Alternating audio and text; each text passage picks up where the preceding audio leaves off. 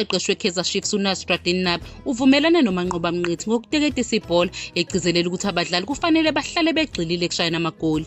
uMnqithi ukusho lokhu ngaphambi kokuthi Sundowns idlale neMagesi FC kowamanqamu weCarling Knockout Cup ka-2024 eFree State Stadium, lapho iSundowns ibhuquziswe khona ngokumangazayo ngo-2-1. Lokhu kuhlula kuvumela iMagesi ukuthi iwine indebe yayo yokuqala ngqa yasekhaya kuligi ephezulu yaseNingizimu Afrika. Ngaphambi komdlalo wamanqamu wendebe, uMnqithi uzwakalisa ukukhathazeka ngabadlali baseNingizimu Afrika abateketisa ibhola uma iqembu labo lihamba phambili. Uveza ukuthi yena angamukhipha enkundleni umdlali ophaphayo enze lokho. uNabi naye uzwakalisa ukukhathazeka okufanayo, eqamisa ukubaluleka kokushaya amagoli nokugwema ukuteketisa ibhola okungenasidingo. Ufuna ukuthuthukisa ibhola laseNingizimu Afrika ngokuhlanganisa imikhuba yesimanje nendlela enhle. Uyibonile imizamo kazakwabo uHugo Broos ephawula ukuthi ukwenza izinguquko kudinga uthando, isineke nenhlonipho, ikakhulukazi lapho ubhekene nokugxekwa. uNabi ugcizelela ukuthi abadlali kufanele bagxile ekusebenzeni kahle esikhundleni sokudlala befuna ukubukwa ngokuteketisa ibhola. Wabe sebakhuza ukuthi baqhubeke nokushaya amagoli, ebhekise emidlalweni odlule lapho iqembu lalihola khona,